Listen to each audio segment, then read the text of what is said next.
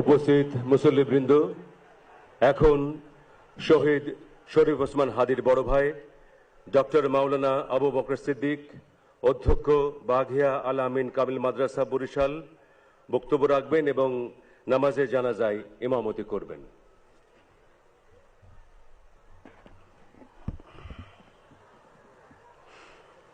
আসসালামু আলাইকুম ওয়া রাহমাতুল্লাহি ওয়া বারাকাতুহু। নাহমাদুহু ওয়া নুসাল্লি আলা রাসূলিহিল কারীম, আম্মা বা'দ। ফাআউযু বিল্লাহি মিনাশ শাইতানির রাজীম। বিসমিল্লাহির রাহমানির রহিম। কুল্লু নাফসিন যায়িকাতুল মাউত। সাদাকাল্লাহুল আযীম। সম্মানিত হাজিরিন,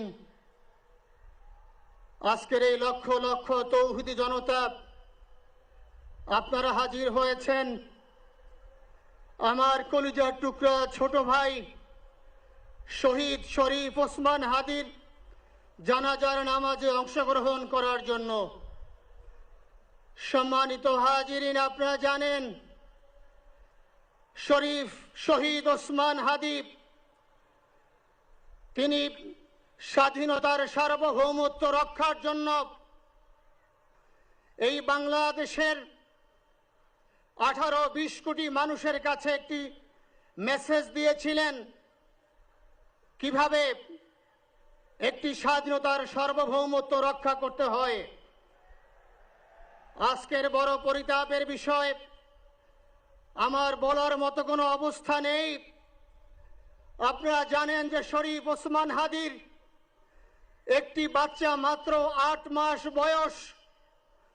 ওর বাচ্চা যখন জন্ম হয়েছে আমাকে বলেছেন, ভাই আমার বাচ্চার জন্য একটি নাম নির্বাচন করেন, যেই নামের মধ্যে বিপ্লবী চেতনা থাকবে।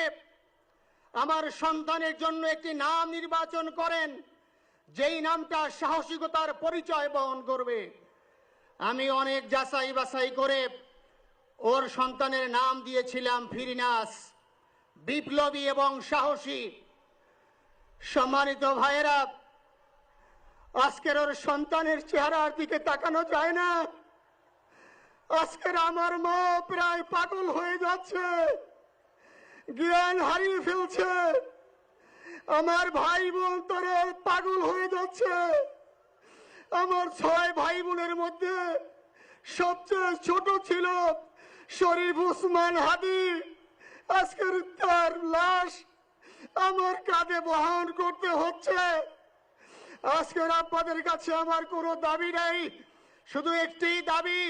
7 থেকে 8 দিন হয়ে গেল দিবালোকে প্রকাশ্যে রাজধানী ঢাকায় জুমার নামাজের পরে খুনি প্রকাশ্যে গুলি করে যদি পার পেয়ে যায়, এর চেয়ে লজ্জার আমাদের আর কিছু নাই।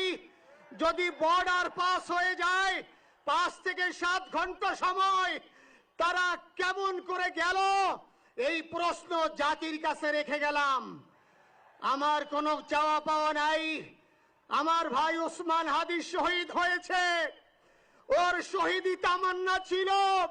আপনারা ওর বক্তব্য শুনেছেন, আপনারা শহীদ ওসমান হাদির টক শো শুনেছেন। ও সব সময় শহীদি তামান্না করত।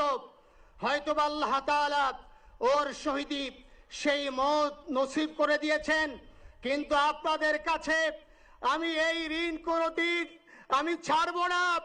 আমার ভাই শরীফ ওসমান হাদির বিচার যেন প্রকাশ্যে এই বাংলার জমিনে আমরা দেখতে পারি। ভাইরা আমার, 7-8 দিন হলো, এখনো পর্যন্ত আমরা কিছুই করতে পারলাম না।